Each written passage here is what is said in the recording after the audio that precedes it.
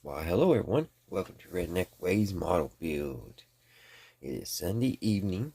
It's about 11 o'clock, guys, in the evening. And we're here again. We made it to another week.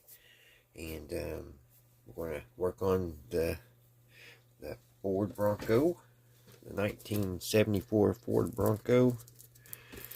Going to work on it some more tonight.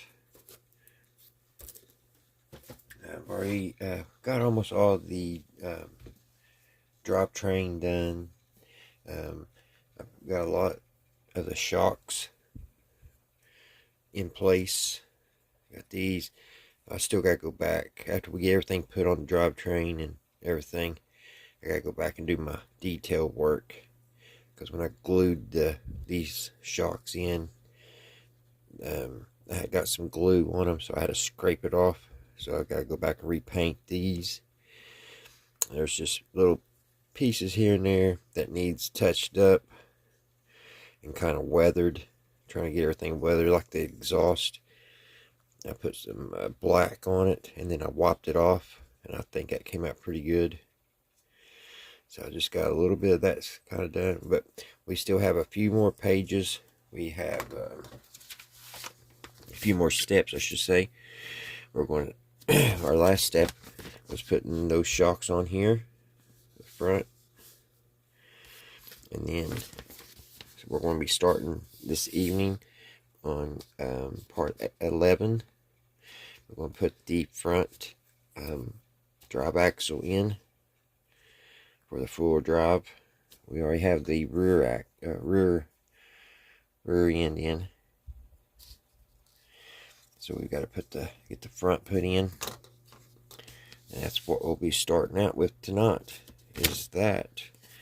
And I'm going to try to go all the way to 13, and then next set down time we'll start at 14, and that'll be starting with the tires. But I would like to get 11 through 13 finished tonight. So this is from the scale of 9 or 1 to 10. I would give this model by Revell probably about a 6 on how hard it is to put together. It says it's a level 5, but it's not that it's hard. It's just there's a lot more pieces than this model here we put together. We put this one together last time, and it's getting dusty. But this one didn't have half the pieces. You can see underneath here. I mean, you can. I didn't have. I don't think I had to put the shocks on. Maybe I did. But there's just so more to this model that we're building now than this one. I forgot to go back and touch that up. I just put I don't know if you all watched me build this, but I don't think I told you guys I just put the straight 6 in it. It came also with the big V8, but for some reason I just like that little V6. I liked how it looked down there. There's all kinds of room, ain't they? But that's what we're going to do. Let's get ready to get started. So find you a comfy seat, and before you do that, grab you something to drink and maybe a bag of potato chips. And let's get the rest of this done. I've already started thinking what I'm going to paint the body, and I think I'm going to paint it light blue like it's on the box. I think we're going to try to duplicate this. I think that's what I'm going to do, even though I would like it like a like the gray, like, you know, the new gray. I call it Stormtrooper gray, but there's a gray that they putting on these new cars nowadays I love. It will look good on this. But I say we'll just go with the light blue and the white top. it won't be long. We'll be there. All right, guys. Tonight, we're going to finish listening to our Christmas special of the Great Gildersleeve. We listened to last week. We listened to the episode that Leroy wanted a scooter for Christmas, and this evening we're going to be listening to Christmas Caroling.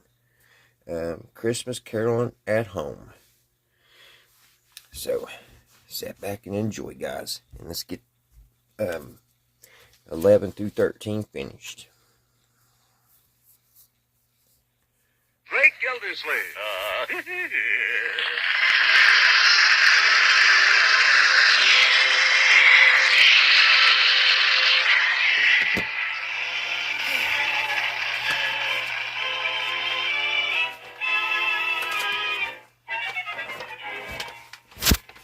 It's The Great Gildersleeve, starring Harold Perry, brought to you by the Kraft Foods Company, makers of a complete line of famous quality food products.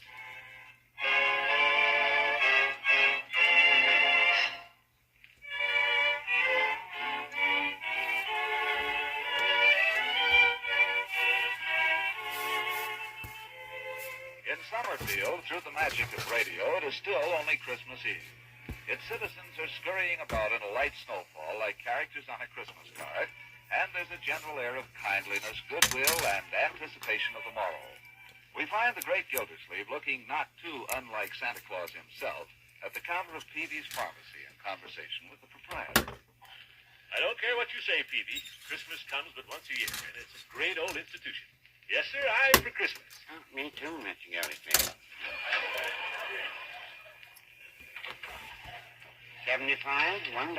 Thank you, and call again. I will, Peavy, old man, but probably not till after Christmas.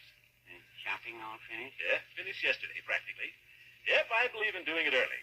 You hear a lot of people talk about it, but I do it. Good for you. People complaining about Christmas shopping make me tired. There's nothing to it, Peavy. Make a list of people, make a list of stuff, buy it. That's the way. That's one way. Wrap it up and hide it so the kids can't find it. Oh, say, wait a minute. How about some wrapping paper? No, we have it. We have the red tissue and we have the green tissue, 10 cents a roll. Yeah, that's all right. One of each, I guess. I assume you wouldn't be interested in our gift wrapping kit. Gift wrapping kit? What's that? It comes in a box, 7 kinds of paper, fancy paper, and 4 kinds of ribbon. It also includes a selection of gift guardians. Gift guardians. What are they? Little plastic Santa Clauses and angels. You tie them on the outside of the package. Well, Adds joy to Christmas giving, it says on the box. Costs $1.50. well, I'll go for $1.50 worth of joy, Peavy. Wrap it up. Yes, sir. One gift wrapping kit. Say, did I tell you I'm having some people over tomorrow afternoon to sing Christmas carols? Why don't you and Mrs. Peavy come and join us? Well, I don't know. Oh, come on. I'm asking everybody. Floyd Munson, Judge Hooker, Chief Gates. I'm even going to ask the Bullards. Haven't been speaking to Bullard, but seeing it's Christmas. Here's your wrapping paper. I understand the Bullards are out of town. They are? Well, little Craig is here. They must be planning to come back tonight or tomorrow. Maybe. I heard Mrs. Bullard was visiting her mother. Say, you don't suppose... Suppose what? Well, last week I heard Craig telling Leroy something about a big argument between the father and mother. Oh, I don't believe there's anything like that, Mr. Gildersleeve. I believe Bullard's on a business trip. Well, where there's smoke, there's fire. None of those things, I guess. Don't tell anybody about it. No. Terrible thing. Well, Merry Christmas, Peavy. Thank you. You should be receiving a card from Mrs. Peavy and myself. A card? Oh, thanks. If you don't I don't know why they put that thing. They had it on that card on a big thick piece of plastic. I'll say I've got to take all that off. See you tomorrow afternoon.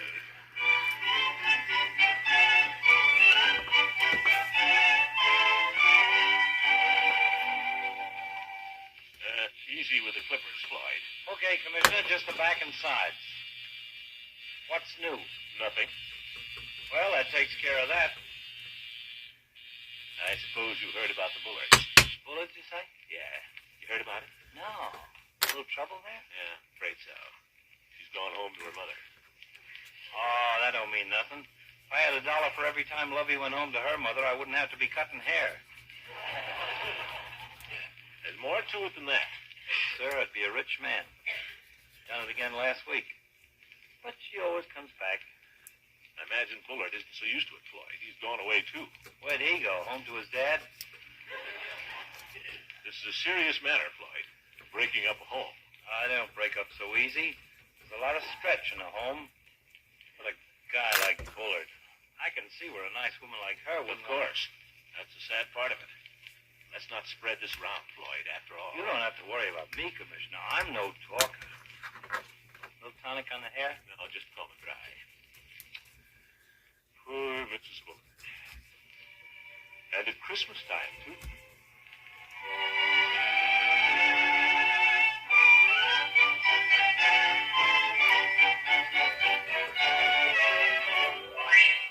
You can't blame her for leaving the fellow, Judge.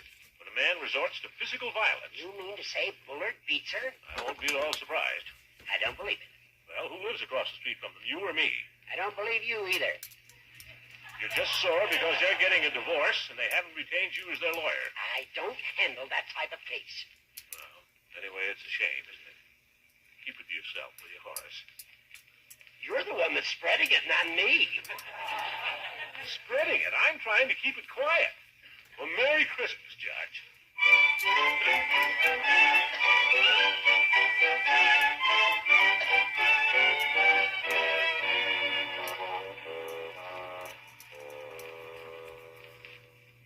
That's the sad part of it, Eve.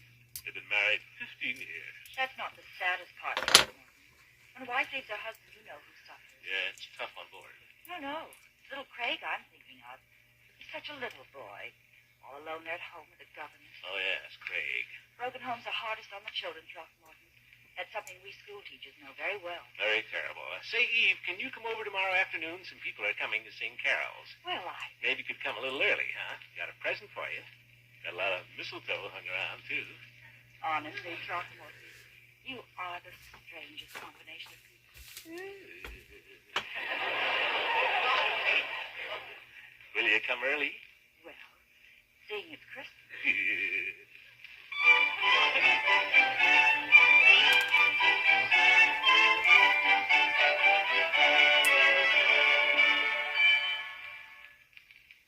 Well, tree all finished, fire in the fireplace. What shall we do now? How about each opening one present? That's a good idea. Not till Christmas, children. You know the rule. At Piggy's house, they always open one present each on Christmas Eve. That's not the way we do it here. What would you like to do, Marjorie, besides open a present? Well, I don't know. I guess I'll go over to Francie's and see if anything's cooking. My dear, it's Christmas Eve. Well, so what? Everything's all ready for tomorrow. What's the matter with having a little fun? That's right. Say, why don't we go to the movies? Why not? Out at the Majestic, they got the Killers. We will not see the Killers on Christmas Eve. Children, have you no sentiment? All right, Unky. What do you want to do? It isn't what I want. What do we always do on Christmas Eve? What's our family custom? Are you going to make us listen to the Christmas Carol again? Make you listen to it? No, indeed. We know it by heart, Unc. What's the use? Say no more. I've tried to establish a fine tradition for this household. Evidently, my efforts have been in vain. Evidently, my efforts have been fruitless. Evidently, you prefer the company of your friends to staying home with me. It isn't that, Unky. You prefer some movie, the classic masterpiece of Charles Dickens. Yeah, sure. Leroy? All right, Unky, let's read it. It's too cold to go out anyway. I don't want you to say this just to please me, my dear. Oh, I'm not. I don't want you to do it unless we all agree. Leroy, shall we read the Christmas Carol? Would you rather go straight to bed? Right now, Yes, right now. I guess I'll go to bed. No, you won't. You'll listen to the Christmas Carol. Now sit down. Okay. Where's the book? Marjorie, you find the book, and Leroy, go get me a Coke. Could Marge and I have one? Now, seeing it's Christmas Eve. Oh, boy, Cokes. Did you hear that, Marge? Coke. Here, Unky. You'll have to admit that's a tired-looking cover. Yeah, this copy belonged to my father's family. Wouldn't be surprised if it was a first edition. Let's see. Sixth American edition. Well, it might be worth something. Christmas Carol. See, that's what I'm talking about. They make you put everything together. I had to put the pumpkin on the back of the plate on the pumpkin. I never thought of it as a ghost story. Usually that I comes just think of it as a already story done. about Scrooge and me Bob Cratchit and his family. It's a ghost story, just the same. Here's a Coke, That son. goes. Here, Marge, nice and cold. Bertie had 'em on ice. Thanks, Leroy. Thank you, my boy. Now, are we all comfortable? Sure. All right, then.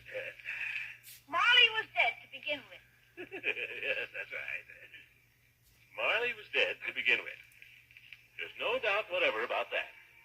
The register of his burial was signed by the clergyman, the clerk, the undertaker, and the chief mourner.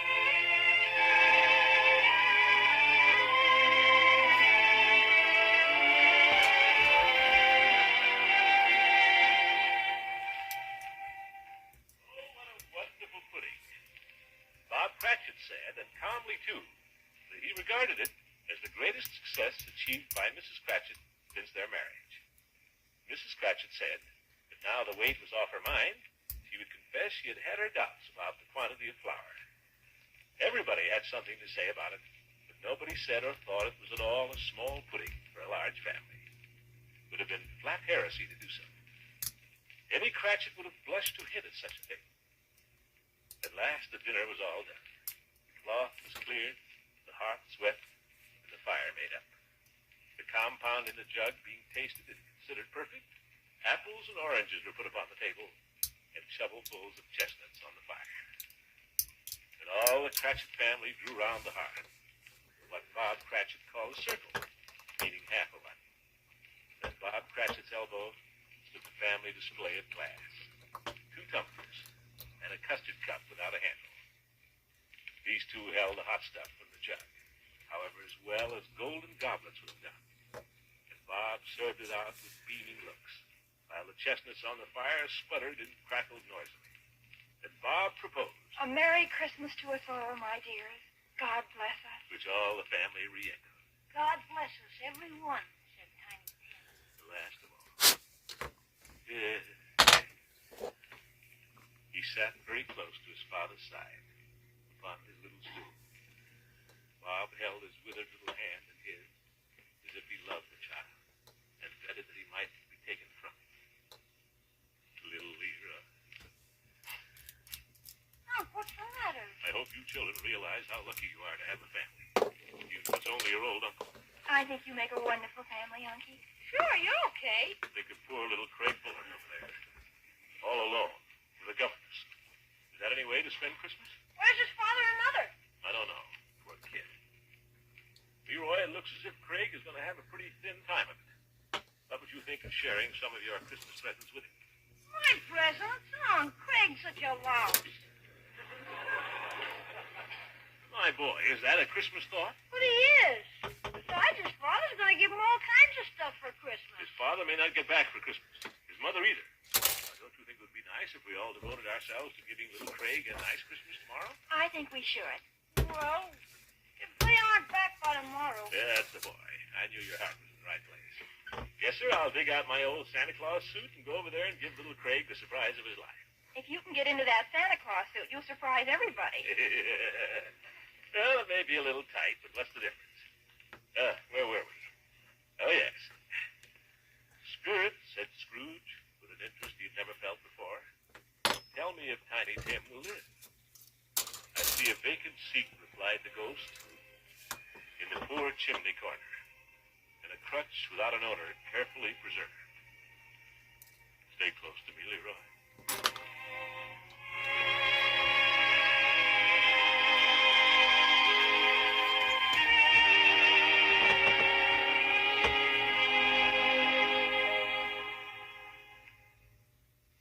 Each year, we folks at the Kraft Foods Company look forward to the Christmas message from our founder, J.L. Kraft. This Christmas Day, we'd like to share a part of his message with you. Mr. Kraft closes his letter by saying, "For all of us, our childhood memories must invoke the strongest sense of the lifelong allegiance we owe as children of God to the great teacher whose birth we celebrate this Christmas in 1946. Jesus came to earth with many missions, but the picture of him as the beloved teacher is the one we see most often in the New Testament record. Let every man choose his own creed. But if we let our minds dwell on the great principles of living as taught by Jesus, we will see the perfect pattern by which to fashion our lives. All successful living, all fulfillment of the promise of our youth, all good citizenship in a world which profoundly needs good citizens must come out of following the teaching of the greatest teacher of mankind. A joyful Christmas, and may the blessing of the great teacher be with you. And with Mr. Kraft, all of the folks at Kraft add their greetings and best wishes to all of you. We hope that with these Christmas adventures of the great Gildersleeve, we're adding to the pleasures of your holiday.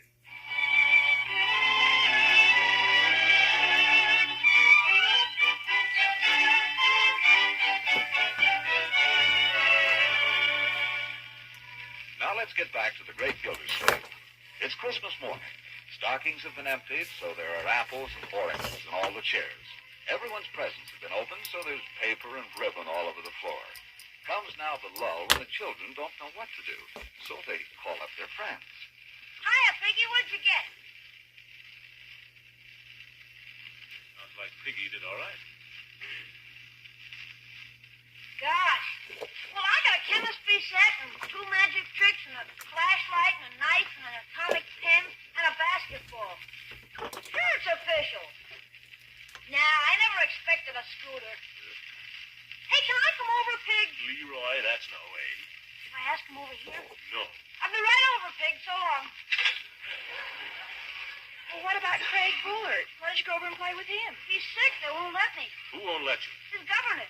I'll be over, Piggy. Come here, my boy. Now what? Which of your presents do you want me to take over to little Craig? Oh. We agreed, Leroy. That's right, we did. Why don't you let him have that sand toy Aunt Hattie sent you? That's a good present. I can have a lot of fun with it. You had one of those 4 years ago.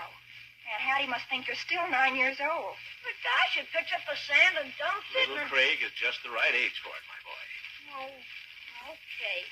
But you tell him I get to play with it whenever I want. I'm sure Craig will be very generous with it.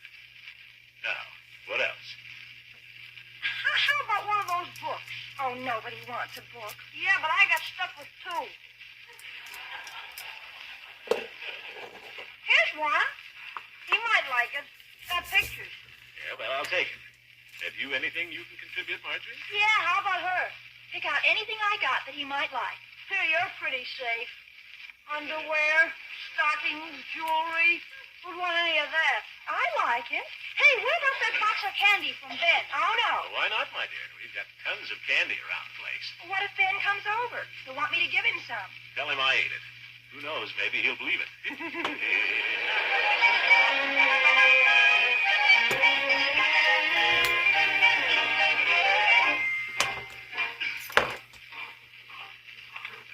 Suppose I look a little foolish on the street in broad daylight. What do I care? The kid enjoys it, what do I care? Darn beard gets in your mouth. Tastes funny. Oh, well. Haven't even got a Christmas wreath on the door. Rich cheapskates. Try the doorbell. Come on, I know you're in there. I hear somebody shuffling around. Well, Merry Christmas. There's nobody home. There isn't? Well, I just... If you're selling something, we don't want any. Oh, I'm not selling anything. There's nobody home, you say? You're a burglar. I am not. I'm Santa Claus. Take your foot out of the door, or I'll call the police. My dear madam, I am not a burglar. Then why are you trying to find out if anybody's home? I happen to be your neighbor from across the street, Mr. Gildersleeve. I don't know you. Well, little Craig knows me. I brought little Craig some presents. Is that what you've got in that bag? Of course. You're sure it isn't burglar's tools? I'm not a burglar. Look, I'll show you my driver's license. What for? He's running you'll know who I am. He's Axel's There. hanged. Throckmorton P. Gildersleeve, 738 Lakeside Avenue. That's right across the street. Brown eyes, 5 feet 8. Weight, 230 pounds. He drives fast. I guess it's you, all right. Come in.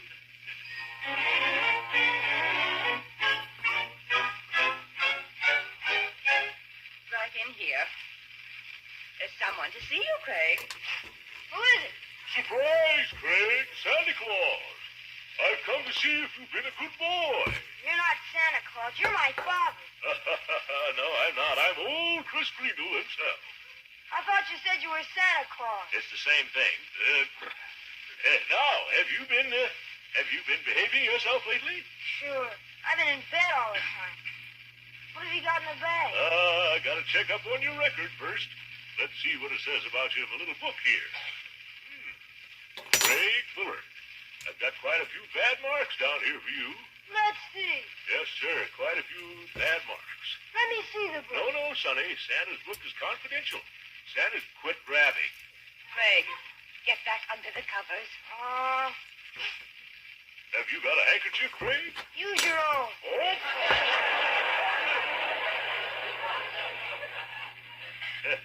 Hey, blow your nose, Craig. I don't need to. That's the way he is all the time. You don't have to tell me. You have to be patient. Poor mother. No father and mother here for Christmas. I think your record is good enough, Craig. Let's see what Santa's got in his bag. There. Nuts, a book. It's got pictures in it, Craig. Maybe you'll like it. Nah.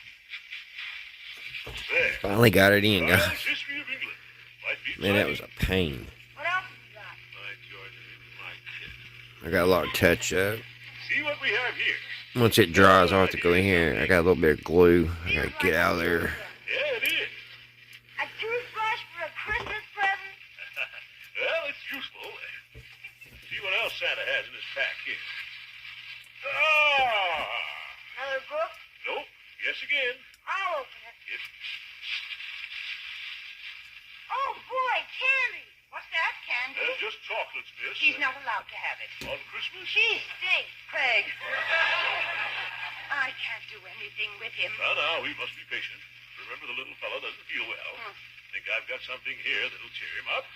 There. What is it? Take the paper off. You'll see. Like it? Sand toy. That's for kids. You listen to me, you spoiled little brat. Miss Dover, don't let him touch me. Go right ahead, Santa Claus. Do anything you want. Hi, George, for 2 cents, I'd whale the living daylights out of him. Shut up! I haven't even touched you. Shut up! Shut up and you can have a piece of candy. Here, Hey, Merry Christmas. Oh, someone just came in downstairs. Mommy, Well, here we are, Craig. Daddy. Now, what's the matter? He's my daddy. Who are you? Hey, what on earth? Well, Mrs. Bullard, Merry Christmas. Merry Christmas, Bullard. Gildersleeve. Yes. Craig, darling, I'm so sorry we couldn't get here last night. Are you all right? Sure. Bring me any presents? I certainly did. Well, I wasn't sure you'd get here, and I dropped over to see if Craig was all right. Brought him a few little things. I hope Craig thanked you. Craig was his usual charming self. Well, I'll be running along. Why don't you all come over after a while and sing some Christmas carols? Well, it'll depend on how Craig's feeling. Bring him along. Glad to have him. Merry Christmas, Craig.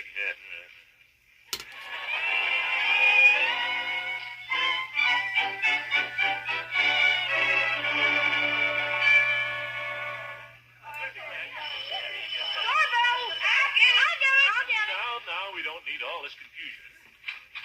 Merry Christmas, Birdie. Yeah, old goat, he would be the first. Oh, Merry Christmas, Jack. Merry Christmas. Well, and here's Floyd, right behind you. And Merry Christmas, Floyd. Merry Christmas, Commissioner and Judge. I just noticed I had to get these squared Shall I bring in the punch now, Miss Gilsey? Punch, That's by gotta all be means, Bertie, by all means. nice and square. It can't be pushed back. Take Floyd's coat, Marjorie. Take the judge's coat, Leroy. Okay. Can we start singing now? So when that dries, I can put that in there. Right now, it's keeping it in a bind. It's wanting to pull it back, so I'll just let it hang there Come on, Marjorie, Leroy. till it dries really good. Hey, this is a real instrument. It's a Wembley. A fine piece of furniture, too. Genuine Philippine mahogany. Don't say. Alright, How's this for a let key? that part dry. Okay? Let's go to the next Right, part. let's start together and finish together. Jingle bells, jingle all the way. Oh, what fun it is to ride And it's these little things here. Jingle bells, jingle bells, jingle all the way. Oh, what fun They go with the axles. one-horse open sleigh. You were fine, Floyd. I had the wrong key.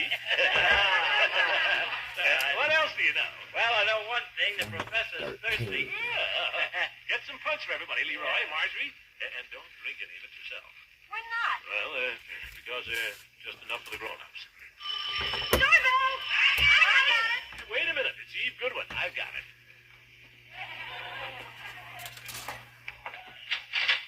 Merry Christmas, Throckmorton. Merry Christmas Eve. Come in. Well, aren't we going inside? Why should we? The mistletoe's out here.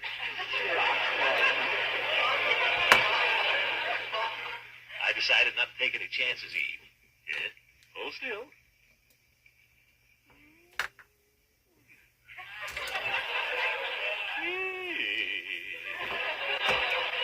Throckmorton, I think you're stretching the meaning of the mistletoe. Well, Christmas comes but once a year.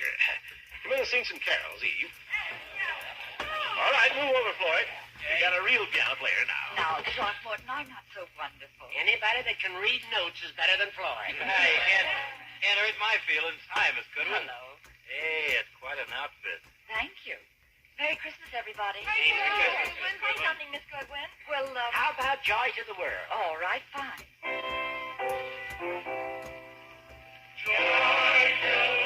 Wait a minute, folks.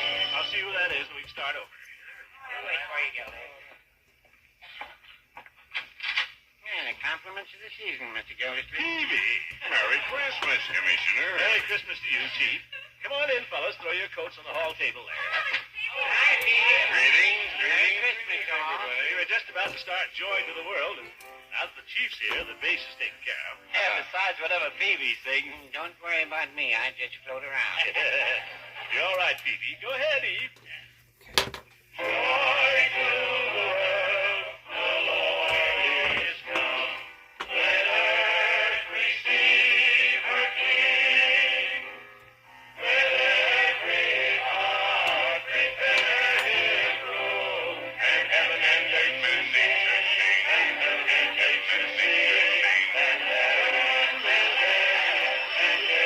Keep going, everybody. I'll go to the door.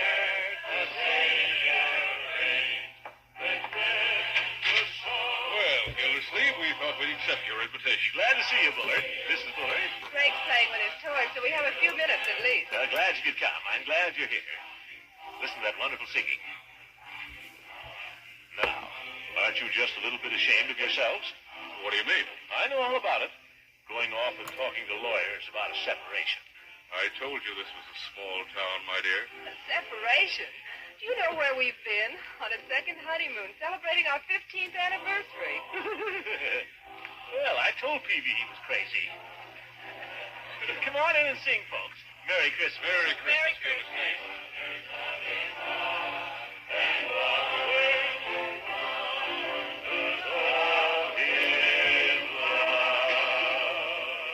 Oh, Unky, Bertie wants to see you. It's Bertie. I think she's ready to go out now. Oh, well, tell her to go ahead. Oh, no, I'll tell her myself. Excuse me, Miss Gilsey. Can I go now? Yes, Bertie, and thanks for everything. And a Merry Christmas to you. Thank you. Bertie, before you go, wouldn't you like to come in and sing that carol? The one you sang at your church last year? In there with all those people. Oh, they love it. Come on, Bertie. Well, if you say so. Come on, come on. All right. Attention, ladies and gentlemen. Bertie here has an old I English have Christmas tear carol my she sings thing every year all at her church. pieces with Would you blow like it to hear back. it? Oh, yeah, please. What do you think? It's in the Just book trying that to you just throw think it I down. can find it. Here it is. Oh, yes, it's lovely.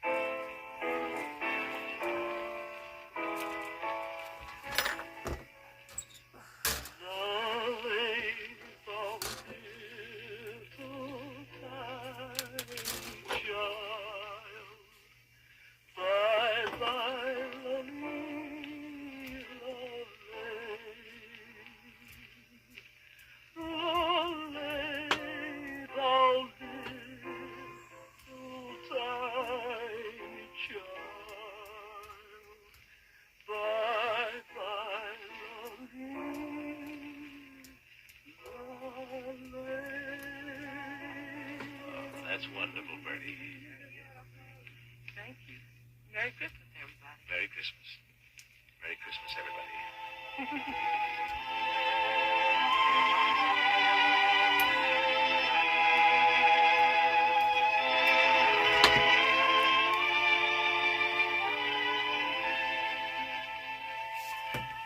This program was brought to you with the good Yeah, wishes that half an hour went of the by Kraft fast, didn't Foods it, guys? Company. This is NBC, the National Broadcasting Company.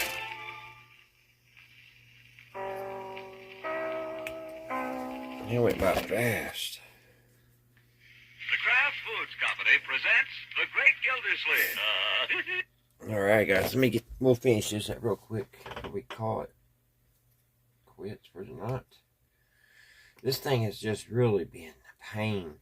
All these little small pieces, I mean, I like it, but it's hard to make a video because it's really time consuming.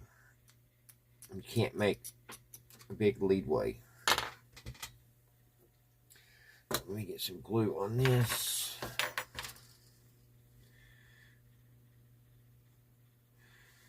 I should have put my fan on last because I broke it twice, the fan blades, which after I get everything done I can glue them back. I've already glued them back 2 times and I broke them off. So I'm going to wait till I get all this finished and then I will glue it when the hood goes on.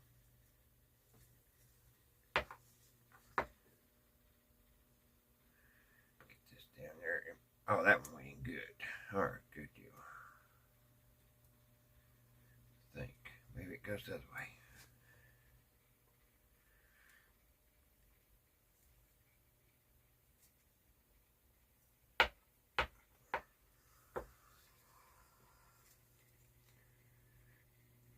This is probably one of them parts should have been painted after I installed it.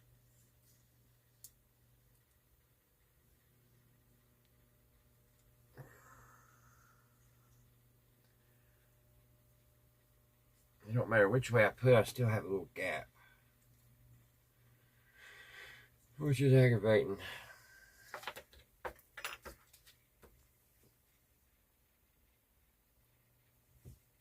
But I think that'll work. Yep. Alright, I got the little caps went on.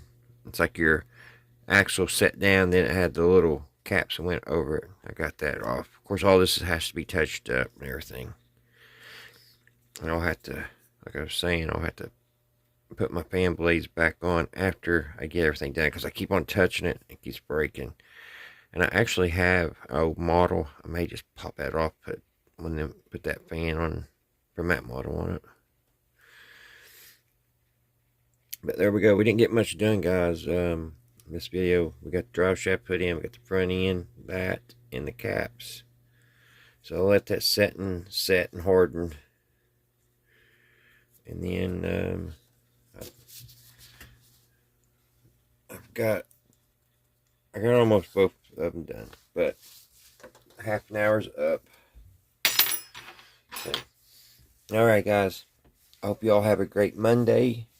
I hope everybody. Oh, my back is popping. I hope everybody's doing good. Until the next one, I'll see you right here, Redneck Ways. Bye, guys.